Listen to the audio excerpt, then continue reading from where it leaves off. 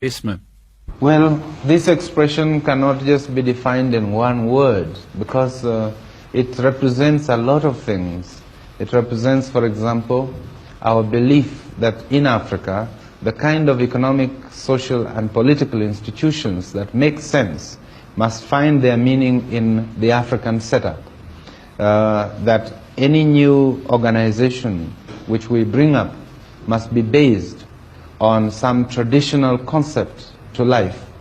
It must not just be imported from outside. For example, we are clan-minded, we are tribal-minded, in that we are communal in our concept of life.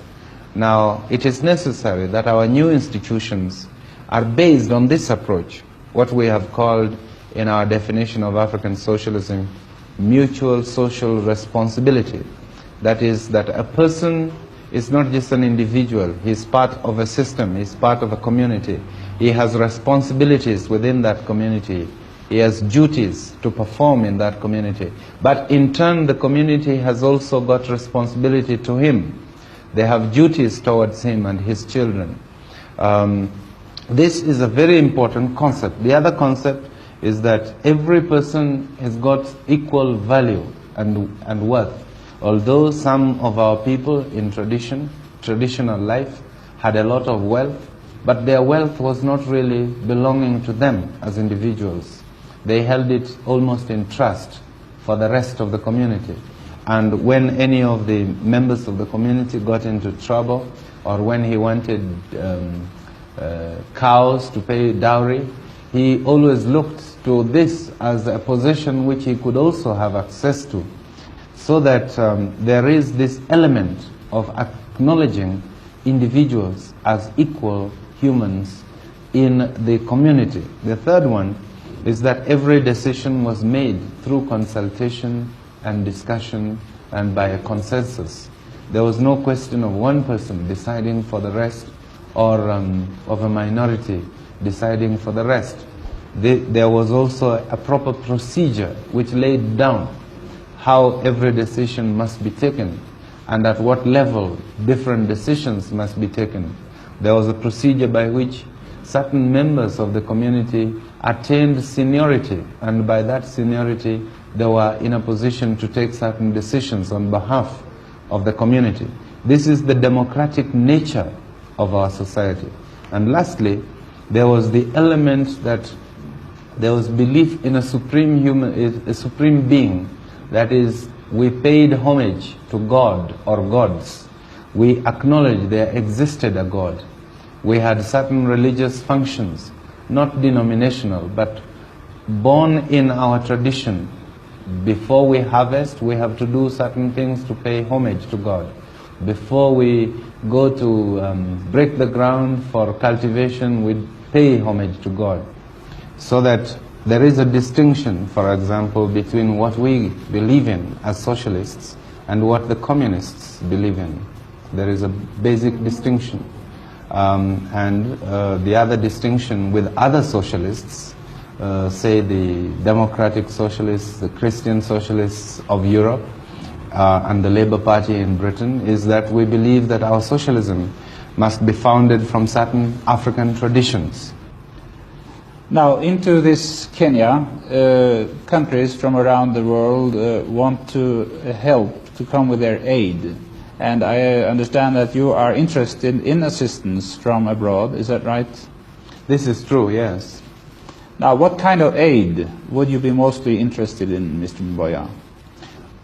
Well, there are two major problems in a developing country like ours. One is the shortage of manpower, and the second is the shortage of capital. Capital both for government activities and also for investment in the private sector. So we are interested in aid, in bringing into the country enough capital to facilitate our development. We are also interested in aid in terms of investments, those who wish to invest in the private sector. But you see, if you have capital alone and you don't have the required manpower, you cannot use the capital. And so we are always also interested that where we get capital, we should also get some technical assistance people who can help us to carry out our projects. But our long-term objective is to move away from aid so that we can concentrate on trade. Our policy is to minimize aid and expand trade as the years go by. And we are very anxious to develop trade relations with outside countries.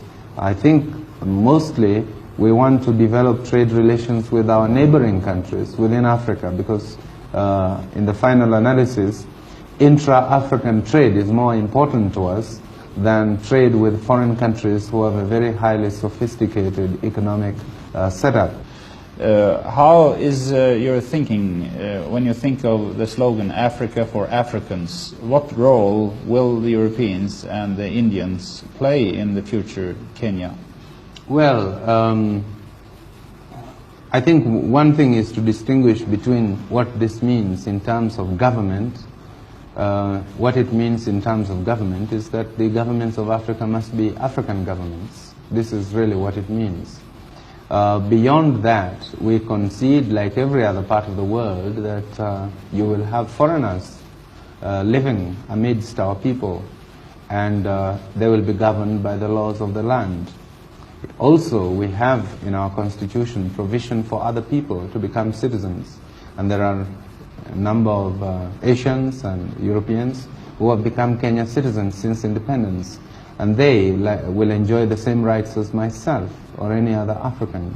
So to that extent they are Africans, and they should, just like myself, say Africa is for the Africans.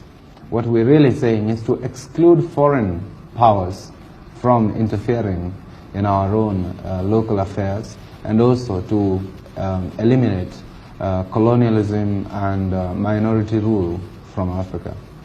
So if I came here and settled and behaved well and applied for citizenship and acquired citizenship, could I also be a member of your parliament and also be a minister? Yes, in fact we have a white man who is a minister in the Kenya government. We have another one who is a minister in the Tanzania government. There's another one who is a minister in Zambia. So there are many white people who are already members of parliament and even members of the cabinet. In the case of the Kenya minister, Mr. Mackenzie, he's not only a white man, he is a former South African, but he's become a Kenya citizen, and he is accepted by the Kenya people. He is a member of our party, and as a result he has become a minister since independence. Now, the East African cooperation between Tanzania, Uganda and Kenya has been very close, but now Tanzania has broken out more or less and made a strongly socialist goal. Does that affect the cooperation in any way, do you feel? Well, it does depend on how this is done. So long as there is harmony between our policies, we can continue in a cooperation, although our different countries may take different paths towards socialism. I don't believe that Tanzania is any more socialist than Kenya. It is just that their approach is slightly different from ours. I think that eventually it will be possible to harmonize some of these approaches within the context of East African cooperation. Are you thinking of nationalizing the banks and these other companies which Tanzania now do? No, we don't think of doing the same things as Tanzania. Our policy on nationalization has been very well defined in our government paper on socialism. We will only nationalize where it becomes absolutely necessary to do so, and where it is because there is no other means of securing the right responses to the economic needs of the country. But we do not nationalize indiscriminately, nor do we believe in it dogmatically. It has been said by people who know quite well the problems of the world that the underdeveloped countries become poorer and poorer and the rich countries become richer and richer, that the distance is growing larger and getting smaller.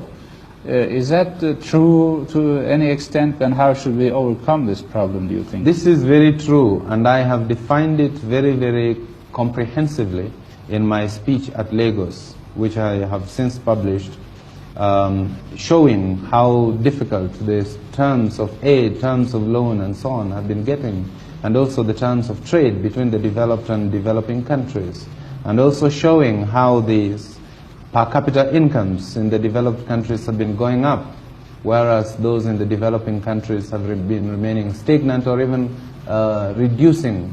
So there is a definite problem, and it's a problem which must be solved. This is why I proposed that there is a need for a specific Africa development strategy, and that strategy is one intended to put Africa's development on an emergency basis and not just on a casual basis as it is today. It is one which will require that the developing countries make special contribution towards an African development fund.